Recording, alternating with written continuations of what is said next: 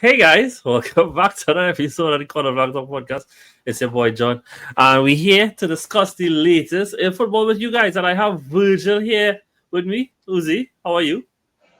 Sério? It was a tough game earlier. Tough game to watch. It But was, it was, it was a tough watch. like, all that was probably part of it, but a good game and plenty to discuss. I should say, plenty to discuss coming out of this weekend, and so. Unfortunately, it's only me and Virgil here today. Virgil, would you say that you enjoy cricket? so I say, yeah. I mean, I mean, everybody else in my family is the ones who's really watch cricket and things. So by force, I'd be watching it. But I mean, I'm built back up yet to sit down watching through a whole cricket game. You remember back in primary school and thing how cricket and things used to be Yeah, that top sport that I used to always watch. Now for me, I can't. I'll be honest. I didn't even know who TKR are playing this evening. Now we playing Guyana. I'm Right. just Okay. worried. Great. That, But that, that's why that's why it's a big game because Trinidad Guyana is yes, all a yes. big It would. So easy things like that. That I know. And yeah. but yeah, guys, that is actually why most of them are missing today, as they all like either head into the game or head into the arrangements for the game. And so we just have me and Virgil here to break down the latest this weekend, and we'll go through the usual stuff, go through the weekend, come up with our team of the week for this weekend as well, and then we'll look back on what else happened throughout the leagues this weekend, plus go through the Champions League. And yeah, so let me get straight into the Virgil. Let me, we I think to some extent it's probably fitting that it's me and you alone because this weekend did have the corner flag derby Yeah. and it finished 1-1. And so why don't you start and tell me, what you thought about the game? And if you want to talk about it in two halves, you could, because it was two very distinctly different Yeah, it really halves. But was. tell me what you took away from the game.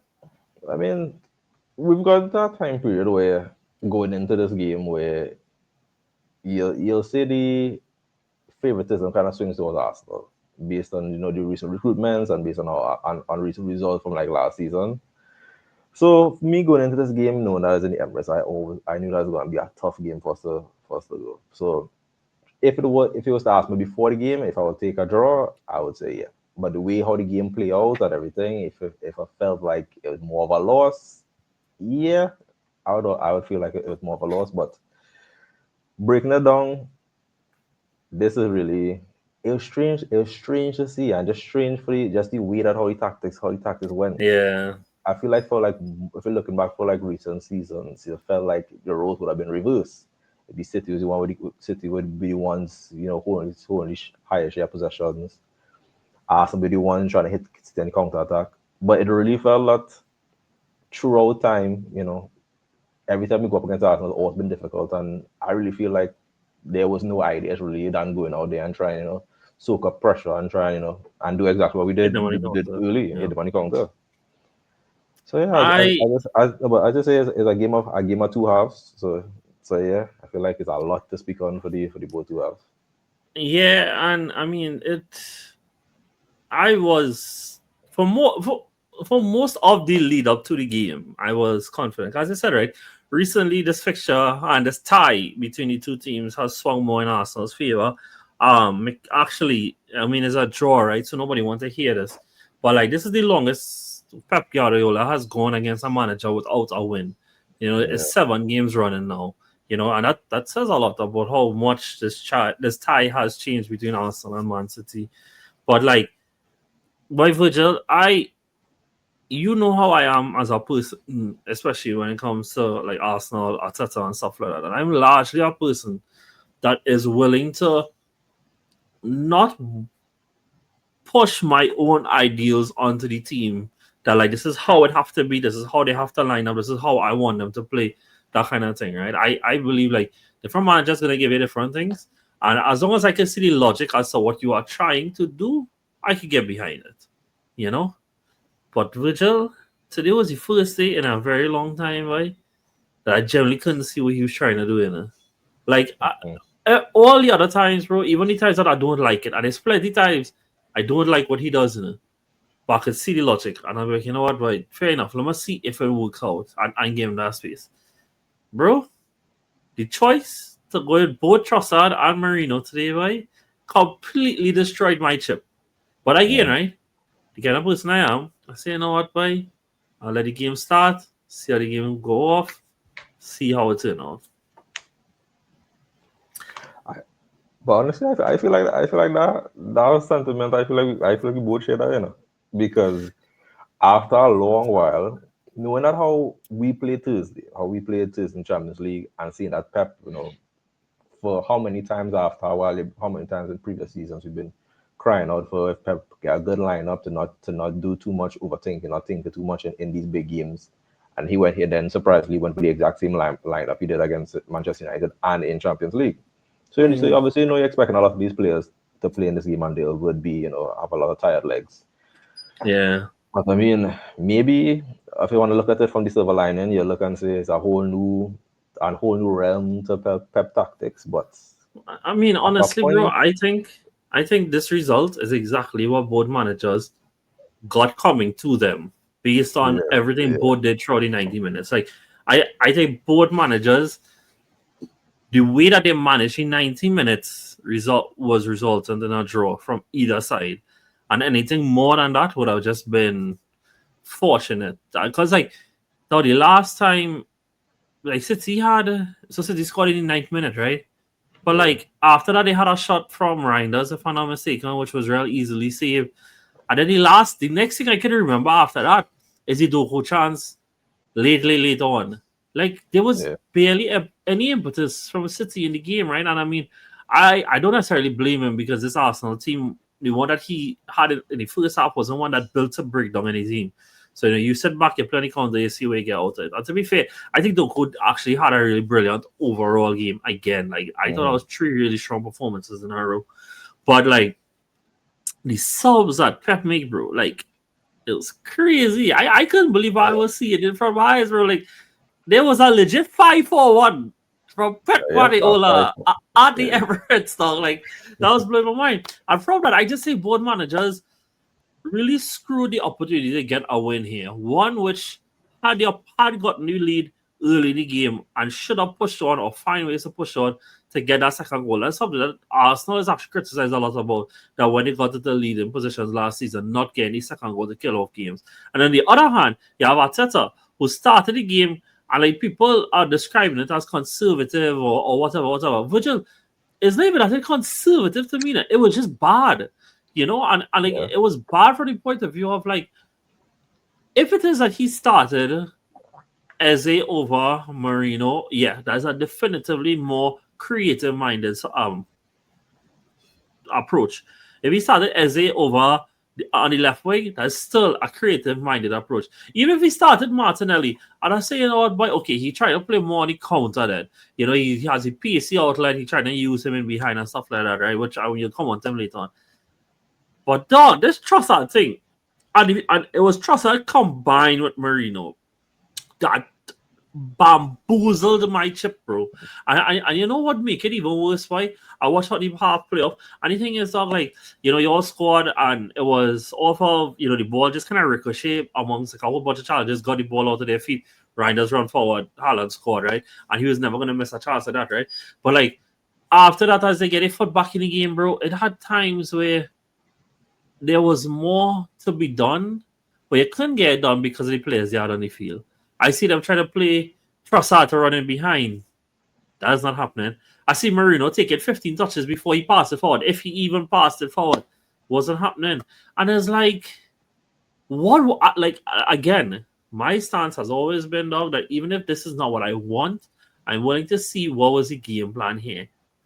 Couldn't see it. No matter what approach I wanted to look at it, I still think Martinelli would have been a more defensive approach than Trossard because, he runs back so much and so I don't see what was the approach. And I think I mean this with all due respect, I think Pep Guardiola got the game handed to him in the first half, that it was way easier than he thought it would have been going to the Emirates and stuff.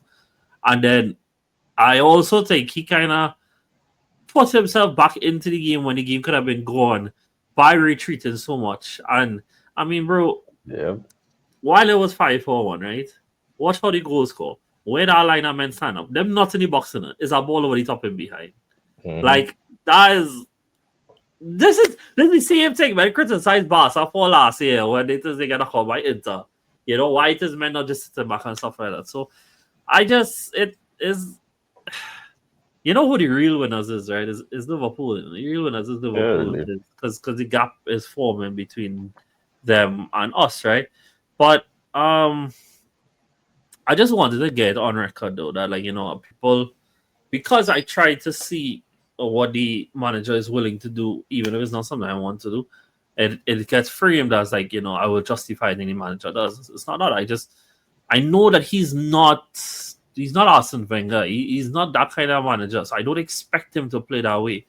And so I try to see which way, but bro, today was the first time in a very long time why I got like actually angry at what I was seeing, like, because I couldn't see the logic to it, you know. And like I'm also somebody that strongly takes into consideration the way that I see my team is like the opposition gets a chance to do tactics too, right? So even if you wanted to try something and the opposition countered it, then okay, it happens. That happens. Is also how you respond to that as well. But today really fried my chip, but I wanted to ask you some stuff on City. I mean, I will swing back to Arsenal afterwards, right? Obviously, this means that you all have 2 wins in your first 5 league games, um, and it's not really the best of starts to the season. Today, you all set a few records in Manchester City's history. Lowest possession in a single match under Pep Guardiola. Fewest passes attempted in a single Premier League game under Pep Guardiola. Most clearances made in a single game. Fewest shots attempted since December 2023. Fewest touches in an opposition box in a single match since the start of last season. All those things were never seen before under Pep. And so, like, Mhm. I think people came out of the United game and thought, like, you know, okay, well, maybe we might be back, but I don't think that same fear factor is there, at least not yet, to City. What do you think?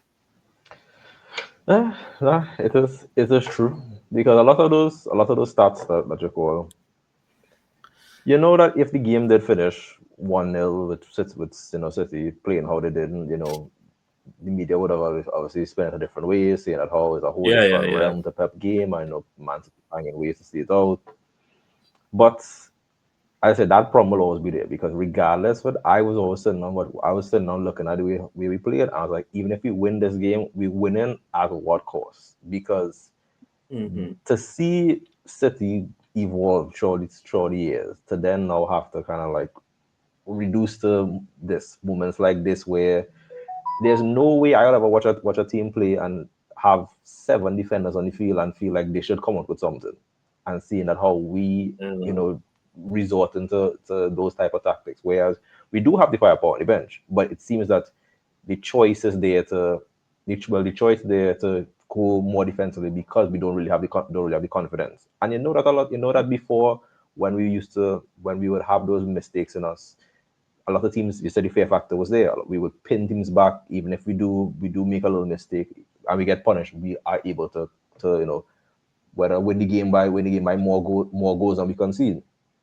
And I feel like it's still there. I feel like something is still missing. Obviously, we have a lot of injury, we have injuries in some attacking players like Cherokee and Marmoush.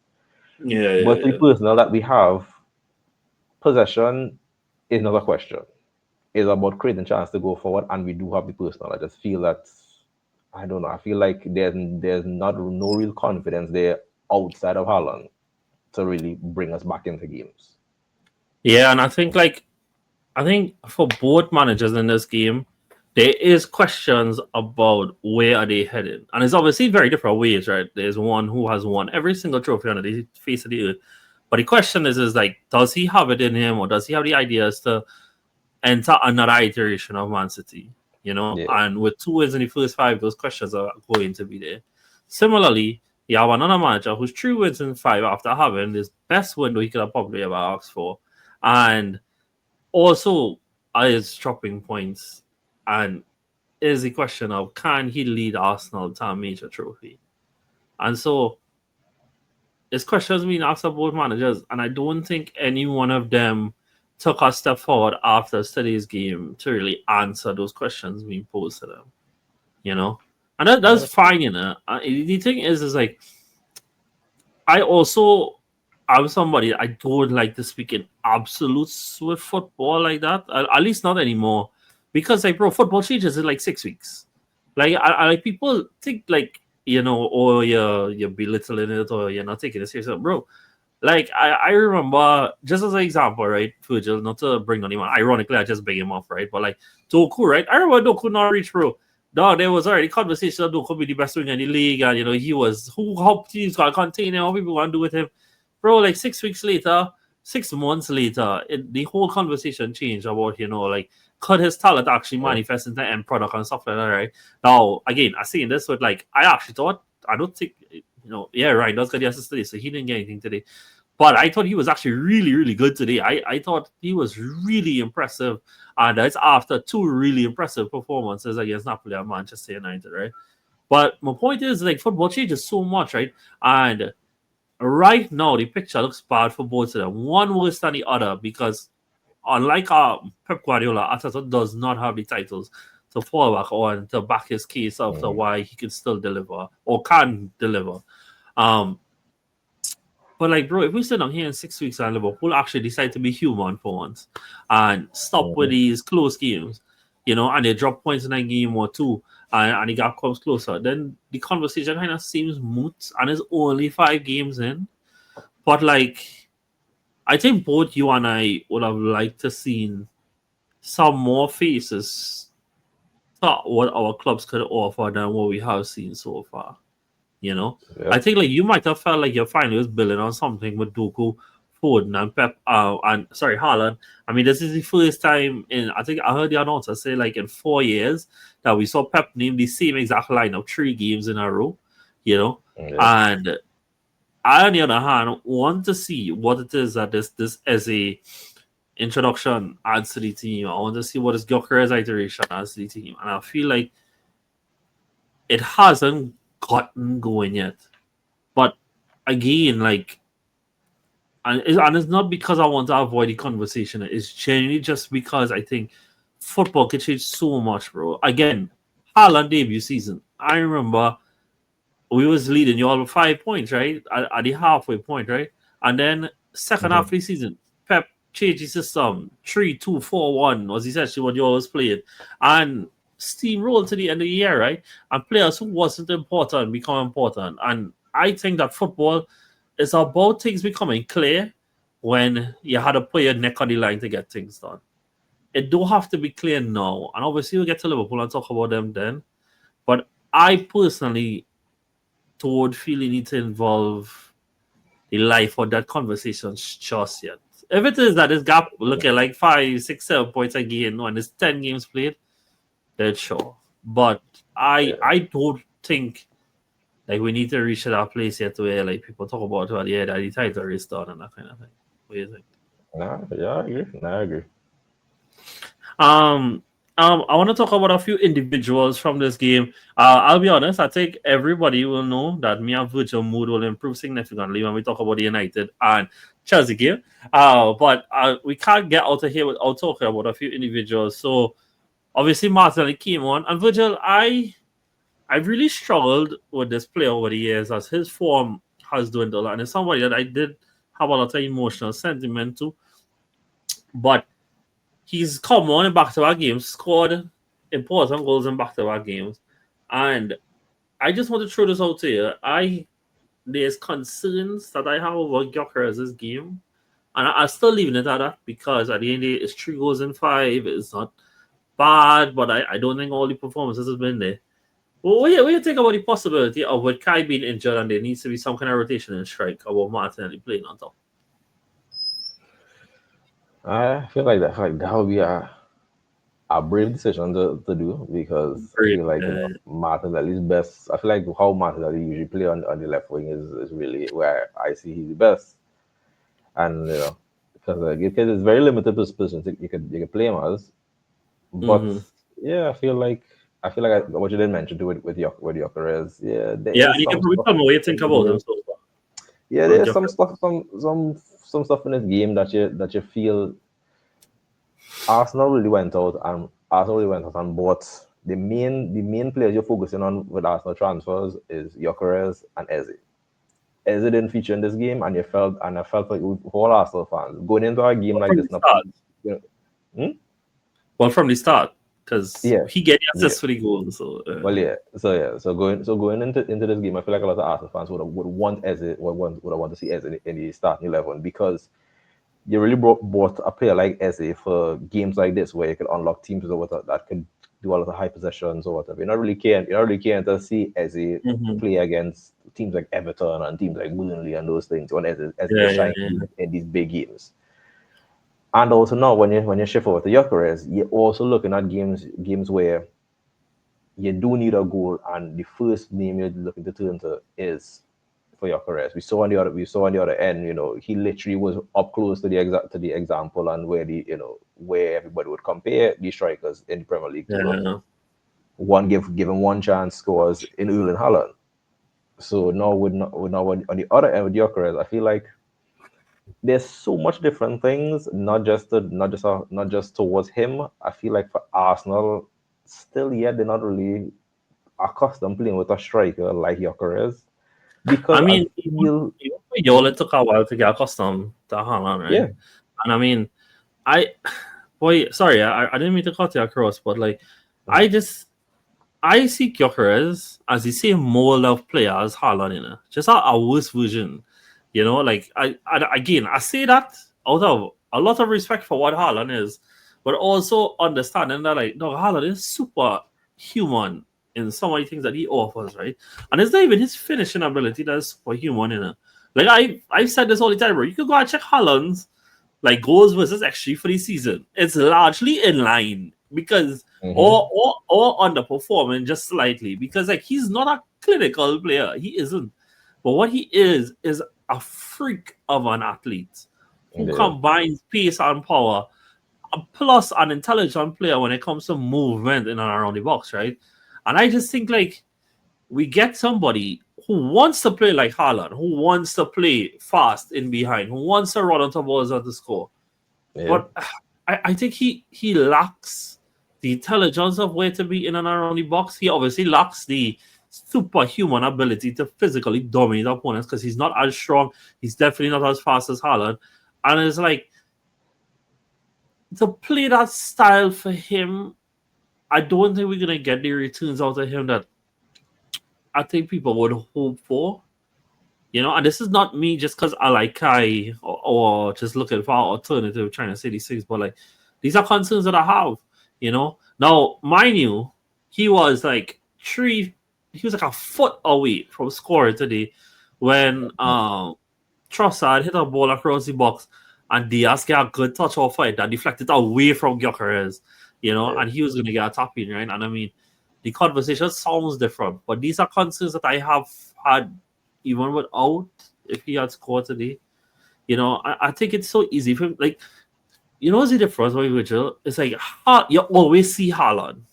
Like, no matter what, you always see Haaland. Wherever the ball is, you are watching where Haaland is because you are afraid it reaches to him that he can do something with it. You know? But like with Gyökeres, I feel like it's easy for him to get lost amongst players. And so Yeah. like, yeah, he can pop up and score. He has come close to scoring almost every game, except probably the Liverpool game. But like it he don't like dominate the way that I think a player of his profile needs to in order to be a success in the Premier League. And You know? you tell about it, he have all the attributes because I feel like even looking to like a hurricane type player, we know Gyökeres have that pace. We know what Gyökeres is in games like this where he just sit in the box and trying to be a poacher. I feel Mm-hmm. like giving him a lot of time in the box. He's not that type of striker. And also too, with seeing us having Arsenal to resort to sending corners, he's not a player. Yes, he have the physicality, he have the height. He's Yeah. not an aerial threat. He's somebody give him space that he can run behind. The man doesn't have to think about it too much. He knows the goals in front, shoot, and possibly score. But yeah, I feel like that's an area where he will struggle because we know the way that how Arsenal has boosted their attack. A lot of teams now are not going to give Arsenal that space, and they really need to. It's either he need to find a different dynamic to his game. the team might need to shift around to get him more involved. But I feel like I right now all he doing really just is drawing defenders. I saw a quote again that Atata sees as attacking midfielder, not necessarily a left winger. And to be fair, he did come on and play midfield today, where he did again get assists. And I thought him and Saka had some really strong cameos. Obviously, Martinelli as well, right? And I mean, I dog, I don't hate players, I really don't. But like Rodri is somebody that I don't like, right? I've never hidden that though, right? And De Bruyne too, right? Never hide those things. But it's very rare for somebody to reach City and I already didn't like him, You see this Donnarumma fella, like, dog, he hella sick, did it? Like, oh my goodness, bro. Like, stay on the line a little bit now, jeez, but dog, he come out for everything. I was like, anybody would need mad week. He shot he saved it first. I was like, dog, what you doing If there? Like, if it is one, if it was Edison, it's a different game. Oh God! If it was one team, I know that when City went out to look for a new keeper, it was against Arsenal. They say because of how Arsenal play, yeah, is the Trafford reason can why play we everybody else, But can play everybody, but Donnarumma. bro, this man, I've never been more relaxed. Seeing Arsenal get a corner and seeing Donnarumma go, I've never been more relaxed. This man is coming out to claim everything. Dog, but oh my gosh. Big up Martinelli for that finish though. Like he also did kind of like catch Donnarumma in like no man's land, and like he didn't know if to come out or go. Great finish, great time run, great pass. All right, cool. Let me start to move off of this game a little bit. The last thing I did want to say though is like he did mention that as a season was attacking midfielder, came on, played attacking midfield today. And I saying that to say like I do hope that is something that we do see in the future more of. Whether it is Eze and the attacking midfield, well, obviously Eze attacking Saka on the right, somebody on the left. And like, I mean, I bring down Trossard today, but I bring down Trossard because of who else is there. Like, Trossard started our position. I needed somebody creative to be right, and it just wasn't him. But I would like to see Havertz and strike with these other fellas around, and see how they combine and play off of each other. I think Havertz does provide a better platform for players to like bounce passes off of receiver, but try and score on their own, and is obviously like significantly better in the air as well. So we'll see how that goes, right? We need to pull two players out to be the well, I'm assuming that we're gonna use this game as the game of the week. So I don't know this for the United game, but the truth is, Virgil, I don't have pulling anybody from the United games because they do good in it. So yeah, I know what to say. Pulling out two players for United game is not because they do it, not because. Yeah. So who's the two players from this game you would like to pull out? Honestly, I'll have to say it doesn't have to be one each. It could be one from. I thought Ryan does also had a pretty good game. If you want to put him forward, I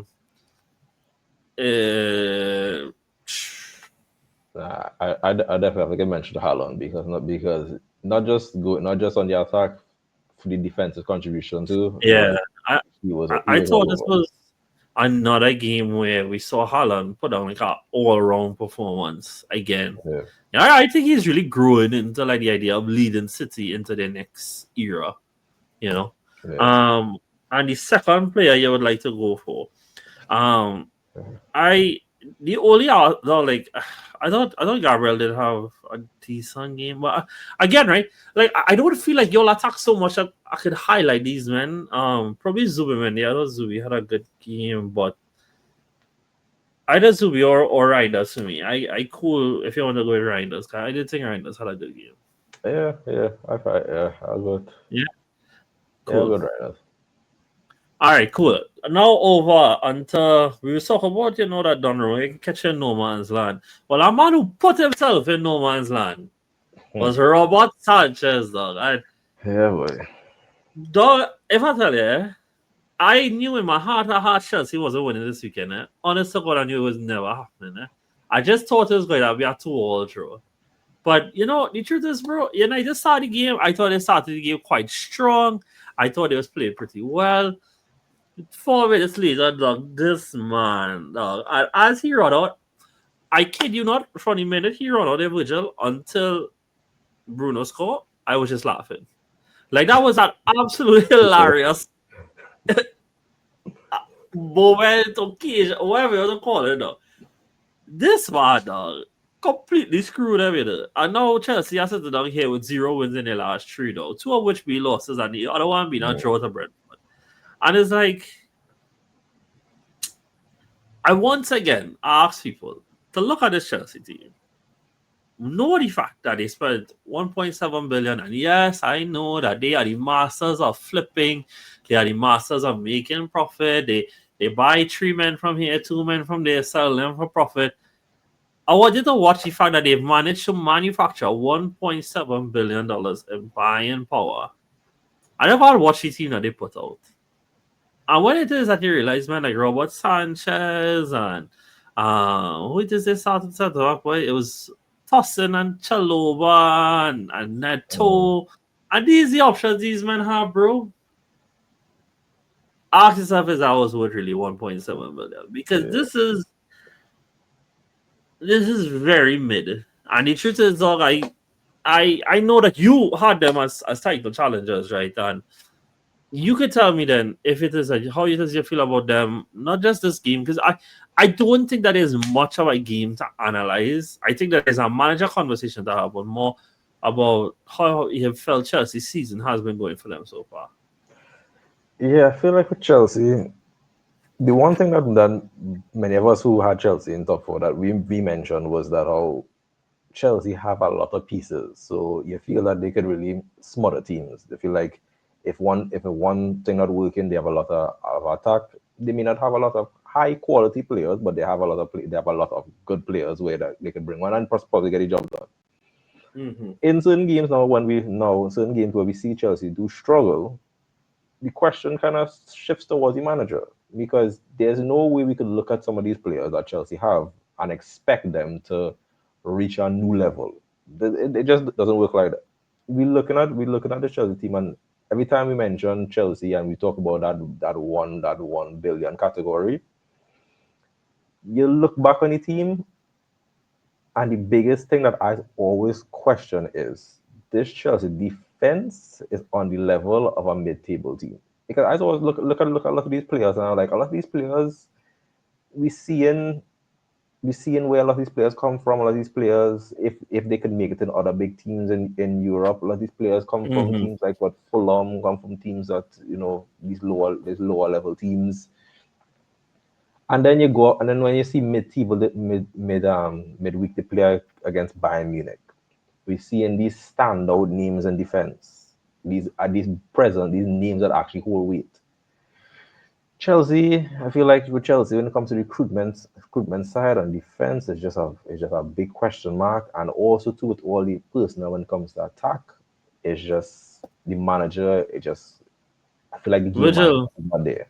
if it is that I told you, right, that a backline of Robert Sanchez in goal, 2025 Reece James, Fofana, Chalobah, and Cucurella all started for Aston Villa or Newcastle or Brighton, you don't believe me? You would have believe me? And that says so much. And they don't have Saudi backed Newcastle does have the resources, but they don't have the resources Chelsea have to be like dog. People have told me that Chelsea have this model of they all had to be 25 and under in order to be signed and whatever. No, there's so much stupidness. I don't care. I know it's a funny thing, it have players out there that are probably under 25 and is amongst the world's best in talent. But even Esteban, I think, is really, really nice. And I think that he has a lot to add to him, to add of where he can go, right? But if that is your best wing option, him fresh coming out of Brazil, unless you are telling me this one is Neymar level talent, what are we doing? But the other options is Pedro Neto. If Neto was lining up for Brentford next week, you'd be surprised, bro. Anyway, this can come across so bad when somebody listens to this.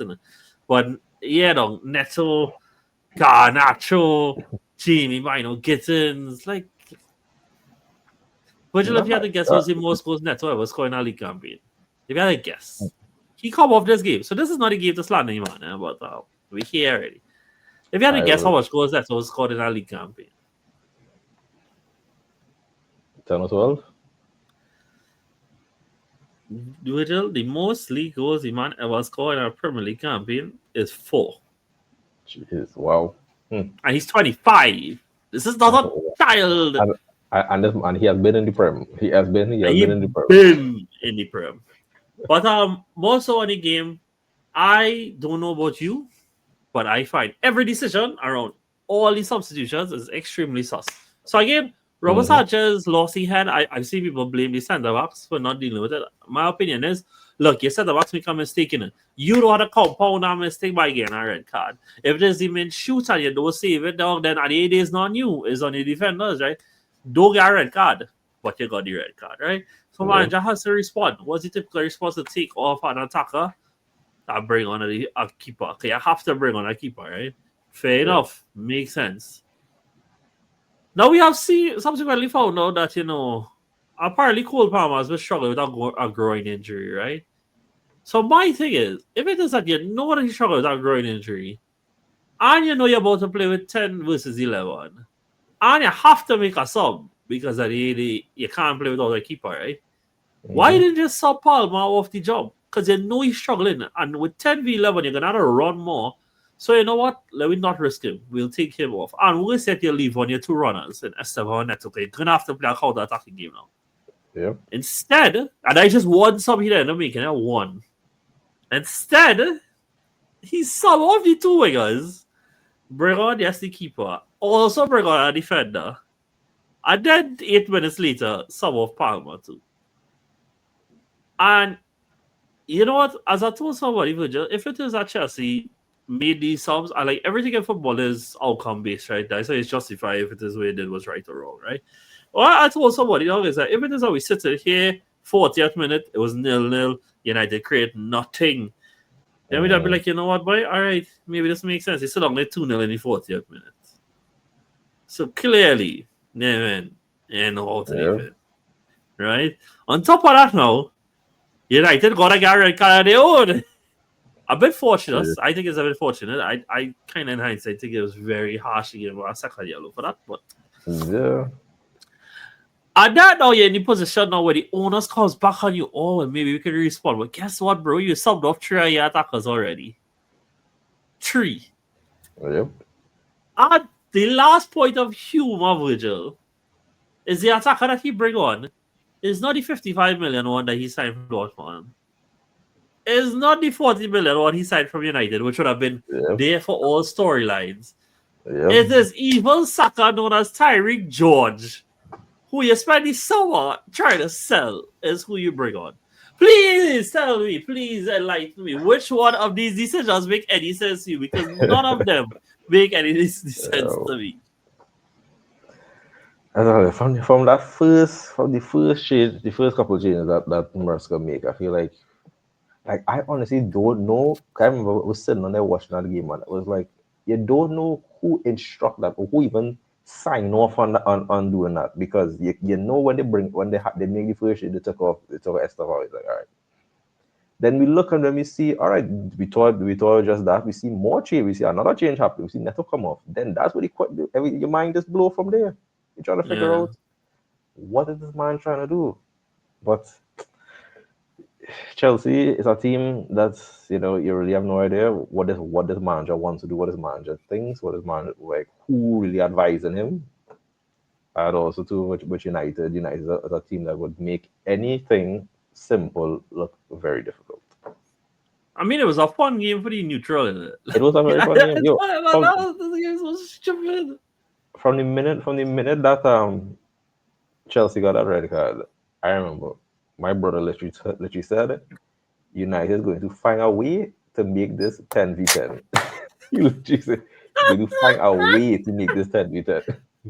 Hey, look, from the United side of things, I think it's hard to really analyze. I think United did do well to stop them from getting much in the second half. I didn't know the thing, right?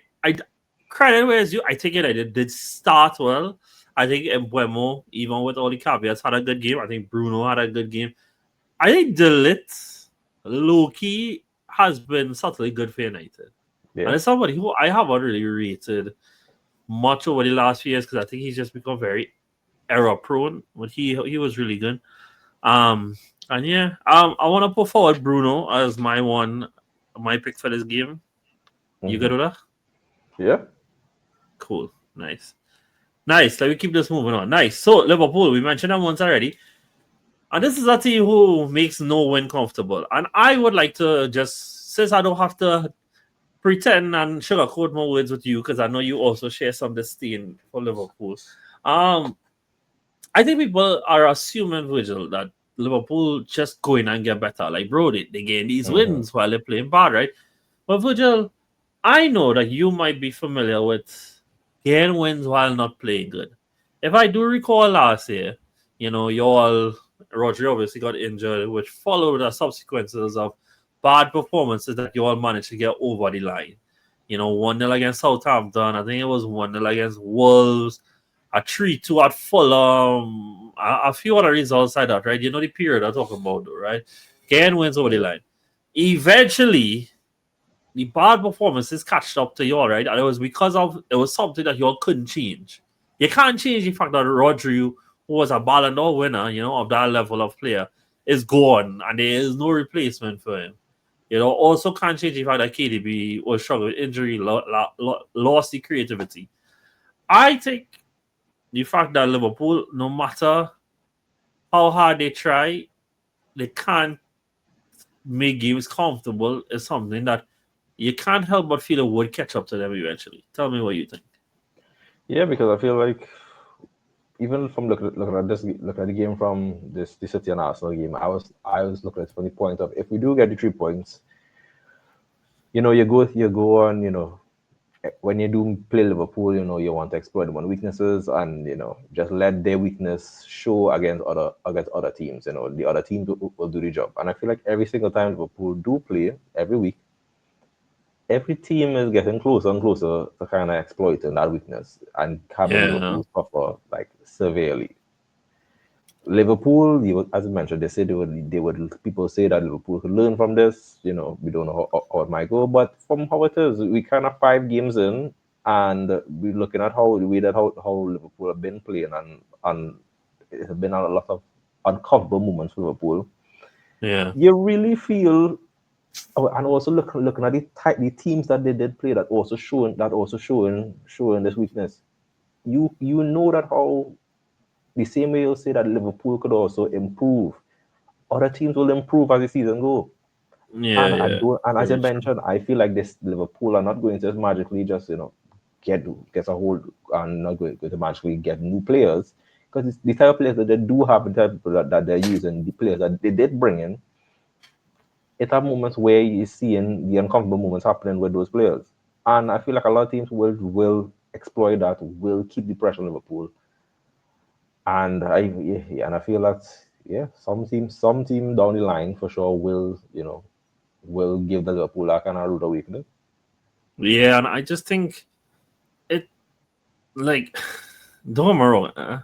I don't. I said this on the pod last week that I don't think that is luck or anything. I mean, this wasn't a game winning, a last minute winner. I just think not being able to maintain a state of control over your games at all. I mean, we're looking at this is they obviously play the Community Shield too, right? So I mean, we're talking about the Community Shield, a Champions League game plus 5 league games, and not a single game was comfortable.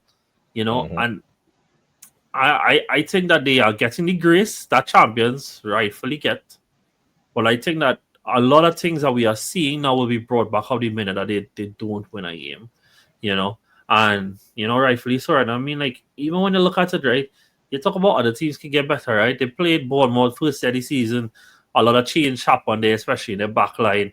So a lot of new adjustment there. You played Newcastle. Newcastle didn't even have a single centre forward in their team when they played you all. You played Arsenal. Kai and Saka was missing, and Eze had just signed. Odegaard had just gotten injured as well. Saliba get injured 2 minutes into the game. Then after that, you play Burnley. All right, cool. It's Burnley. Then you play Everton this weekend, and it's like either teams missing key players or is not that great a teams yet. You're still not putting big spaces between you and them. And so I think that because it has been Slot, and he's been largely great since he's been here. I think because Ekitike has been a fantastic signing and scored his third goal in 5 games so far. Isak has credit in the bank, Virgil has credit in the bank, Salah has enormous credit in the bank. Virgil, well, I think Virgil has been stupendous since the start of the season. Honestly, he's been so good. That like we are avoiding the conversation, right? And it's because like at the same time, football only matters what the result is.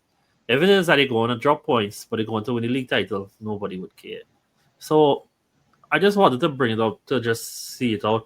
I also think Graven has gone up a level again this season. And I'm not saying that just because he scored 2 goals, which one was amazing this weekend, anyway, frankly. A striker scores that, you start up in awe. The fact that he scored that was fantastic. I think he's been fantastic. I thought Ekitike also took his goal really, really well. But yeah, I don't know if there's anything else you want to say about it, but yeah. Yeah, I feel like for Liverpool, you know, here, however you want to describe the watch, you know, you want to look at it as the, you know, further analysis will continue. Some people, I like to call it the heel watch. You know, that will always continue further down as the game is progress. And you feel like if it does happen, you wouldn't be surprised. It depends on how it to happen, but there's a lot of ways you feel it could play out. And if it does happen, you know, and to who? Yeah. Exactly. Okay, and the last big 6 game we have on the agenda is player from this game. I think it has to be Graven. Unless you want to say something different, but yeah, cool, nice. Got to be Graven. And the last big 6 game was Tottenham managed to come back from 2-0 down to be 2-all. Richarlison and Van Hecke own goal, both forced by Kudus, by the way. Ayari scored a belter in this, and Mente also scored as well. Was made on the pod in a few weeks. So, how you genuinely find Tottenham and Frank have been so far? Yeah, I feel like the last good convincing performance I saw from Spurs has been against Man City. I feel like from since then, it's been really. Don't get me wrong. I feel like with the introduction of Xavi Simons and with the new players that came in at the deadline, you feel like Spurs, you know, a day for Spurs to kind of like just really crack the code. But I really don't know. I still feel like with all the other personnel that's still there, Spurs always find a way to kind of make it, you know, be Spurs. Mm-hmm. Yeah. You're looking at, because honestly, you're looking at from this game, and I felt that, you know, I think it was the game. I think last week they lost, right? So you feel like from this game, I felt like this game would be for them to. I feel like this game fits perfectly for them. We know how Brighton play. Brighton it's open for them. I feel like this would be a great way for Spurs to basically, you know, get back that momentum. And honestly, I feel like, you know, the way that how you're seeing these results, not just credit to Brighton too, but the way that how you know Spurs dropping these points, it would be concern. I don't necessarily I wouldn't necessarily put concern over Thomas Frank. You know, so everything things new right now for Spurs, but I didn't like that Xavi Simons didn't start either, because when he came on really, really well. Yeah, so that's what I was about to say. I feel like you feel like some serious change had to happen. Like it have to be a lot of personnel, a big shake will happen because he have the personnel, and I feel like what he wants to do and what he have, I feel like he might need to go back to the drawing board and try and think of a whole different design for this Spurs team going forward. The player that I would like to put forward is Kudus. He got the assist on Richarlison goal, and he's also playing the cross for the own goal as well. And I do think that he started life at Tottenham very, very well. You got that? Yeah, and a lot of other players I want to mention too is Richarlison, because we see with all the personnel that Spurs bringing on, Richarlison is surprisingly still finding a way to make sure that he's the starting striker for this team. Bro, there's 4 centre forwards at this club. I don't even know how to reach it. But if you feel every game, if you feel we're going to see a new Spurs with all Richarlison, but the main man who is going to stay consistent is Richarlison at this point. Yeah. All right, guys, we're going to just rattle through the non-big 6 games real quick. So, Fulham beat Brentford 3-1, where they actually came from behind to go on to win. My boy Iwobi get a goal and assist, who also is gonna be whopping forward in this game. But yeah, bro. You had Brentford going down by chance Did I? or No, Wolves? I had Wolves going down. Yeah, but Brentford they have one win and two draws. No, sorry, a win and a draw so far in the league, if I'm right. Yes, a win and a Mm. draw. So not the best, but there are other teams who are also looking similarly as shaky. Do you think you understand this game? No, I didn't really get to see this entire game. Yeah, that's fine. Next up, we have Wolves versus Leeds, where Wolves took the lead very, very early. Hmm. Before Stash apparently decided to go supernova and get a goal assist. And Dominic Calvert-Lewin scored in Yeah, 2025, which in itself seems crazy to me. But yeah, bro. Leeds also subtly picking up a good bit of points. And look, right, Leeds are yeah. currently 12th in the table. They have two wins and a draw. I think Sunderland also shares two wins, two draws. And like Burnley, who I know that you had to stay up, right? Burnley have one win, a draw, but I still think Burnley have been kind of unfortunate with some of these results so far. But I think Yeah. largely we have gotten good performances from the promoted teams. Yeah, I feel like good performances. Yeah, I feel like that's on the field, man. These teams, because I had a lot of question marks on Leeds and Sunderland. We know how these, there's also a gap between the promoted teams, but the Yeah. recruitment from these players from these teams and just the way that how they play in a lot of these teams without any fear. Mm-hmm. You're looking at games like this for Leeds. You're taking advantage against a Premier League team who's in poor form against Wolves, and a massive 3 points are going to be good for them. Yeah. Yeah. So Stats he had a bit of person from that. And talk about teams that should go down. West Ham lost 2-1 at home to Crystal Palace, and Matata and Mitchell were on the score sheet. Mitchell is who I would put forward as he went on to score the winner. But like, yeah, bro, I think West Ham or Wolves to me feel inevitable that they go in now. It's just more a case of who joining them. Yeah, honestly, yeah, I feel so. We've seen teams before. Some last bit of survival. They bring in some coach, but West Ham, I feel like West Ham, the whole digging for themselves right now early in the season, I feel like going to haunt them coming down to the tougher parts of the season. Yeah. Next up we have Burnley drawing 1-1 at Forest. And that's what I was saying now, like Burnley, I think Burnley putting up a fight in it. It's just they gotta turn some of these into wins. But I wanted to mention the fact that this is not the third game that Ange has been in charge of. He's yet to get a win. He got knocked out of the cup Mm. midweek, obviously lost to Arsenal last week. What do you think about the Ange appointment? Yeah, I feel like you know you look at the appointment from face value and saying that this is somebody who guided Spurs to the first trophy, and obviously we see that he have a lot of personnel that maybe similar qualities what he had before or a little lower. But I feel like when you look at the previous managers that they had, even talking about Cooper when they now came into the Prem, you feel like and just not he doesn't play like how Forest would play, like in their type of DNA. Mm-hmm. You feel like disappointment is something that also would need time for them to create a whole new identity. Because looking at how Nuno play, his negative moments, but he really just came in and adapted well to the identity that Forest have. And Mm-hmm. now going back to saying you look at him for face value, seeing that this is somebody that led Spurs to their first trophy and all along. But he's also the same manager that Spurs finished what 17th. So you're looking at it from the long run, and you have these type of players in Forest. You can't sit down and give this man time. You can't. This is not a team where you want to give somebody time to come with a whole or to come with the ideal tactics. It is going to then Mm-hmm. hunt Forest. And it's going to. I feel like this Ange appointment is going to do more harm than good. Mm-hmm. Yeah, yeah. I fully agree. Neco Williams also scored in this game, so I feel like it'd be wrong not to put him forward as well.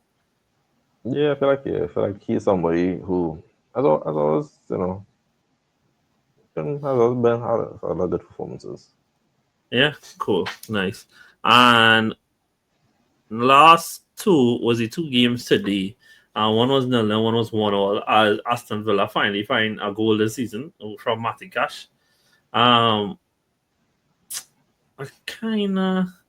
I mean, bro, I've been real Aston Villa. It's been nice, but truthfully, it has gone extremely stale. Mm-hmm. Um, and again, another defender scoring, so I wanted to put Cash forward, but and we'll put Pope in from the other game. But I, I'll be honest, I just don't see Emery being there longer, just because I don't know if I don't necessarily think it's his fault. Because I do watch this squad. While I think there's a lot of talent, I think there's a lot that should have been done. There's not much like Mm-hmm. pace in that team, and even the few pace he have, he don't really use because like Matson don't even play. The Gesson fella did start today, but like, but yeah, bro. I don't know about you, but I feel Villa don't how long again Yeah, I really with feel them. like I feel like it really comes down to the manager at this point because the person that they have the players. You're looking at Yeah, like they bringing Sancho off the bench. Looking at they didn't lose a lot of quality for players that they had before, but I don't know. I feel like Emery, you know, that time has um, expired. yeah. All right, guys, we're gonna just run through the Europe results quickly.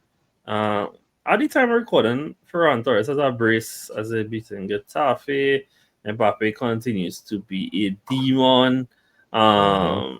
AC Milan won 3-0 this weekend. Pulisic with a brace.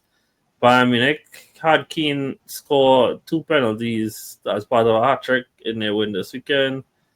Was there anything interesting? I don't know how Atletico Madrid season is kind of shaky right now. Yeah, Only bro. one, only Is yeah, one win boy. in five.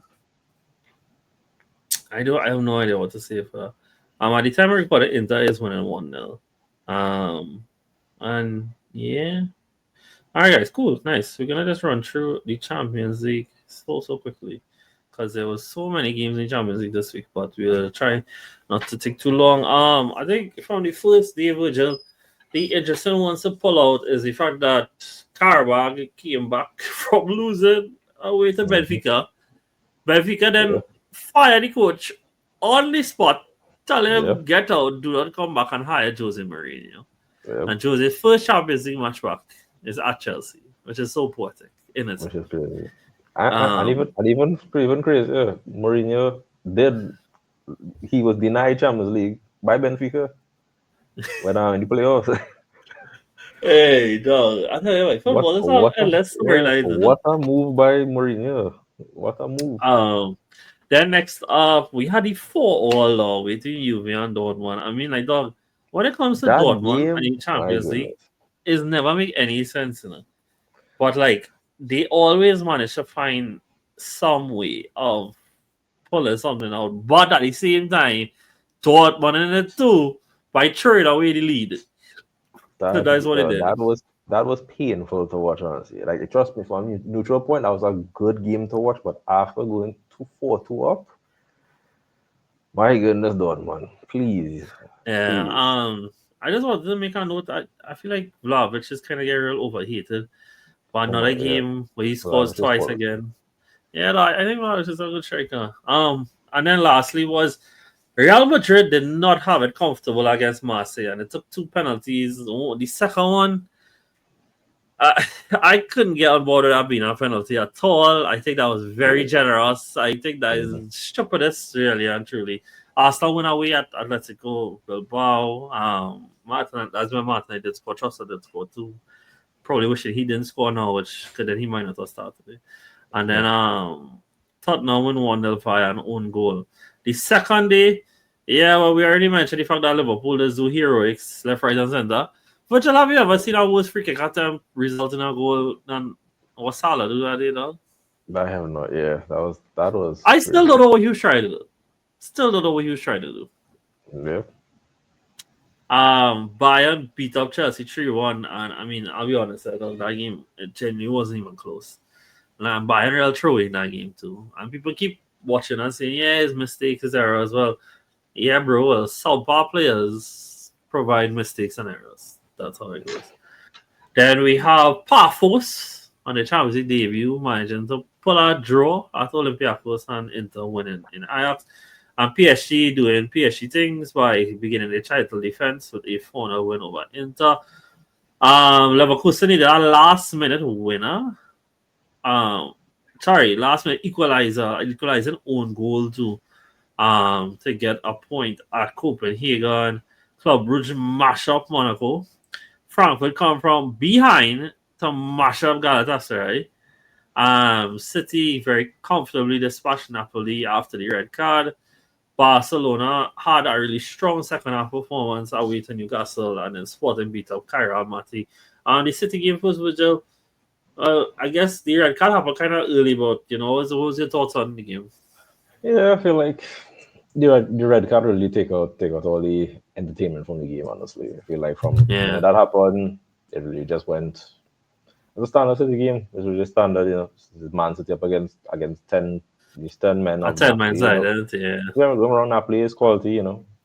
Was able to, and they had to remove probably one of the best players in De Bruyne coming off after. I felt bro, like that's what makes this so terrible, bro. Like, this is what we wanted. We wanted to see the McTominay, the De Bruyne, the Højlund, all back in Manchester. What they have for us, and nah.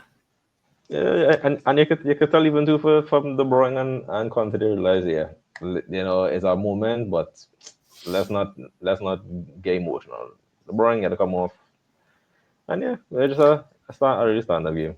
Rashford get assist just now after almost scored, which probably is fitting for the segue because Rashford's got a brace at Newcastle, and that makes it 4 goals assists in his last 3 games. And I thought Barca had a really strong second half performance. A real striker's goal. Maybe Arsenal should get Rashford to play strikers. A real striker's goal by Rashford for the first one, and a classic Rashford goal for the second one. I'll be honest, again, I have no sympathy. Like, I be real, I don't have sympathy for what Arteta do today, and because you see when managers blatantly mess up their lineups, I don't know what you're doing. You see when Newcastle went to play Barca and blatantly left out the one centre forward they had, and all the chances come in the first half, and they lose out, I have no sympathy. It's on you. But yeah, I thought second half, like Frankie and Pedri were really, really good. Rashford obviously good. Koundé, I thought was man match for that game as well. And yeah, this week is Carabao Cup. Who are you playing? We are playing, if I'm not mistaken, are we playing Huddersfield? I don't know. We play Portsfield. Hoping to see Max Darwin.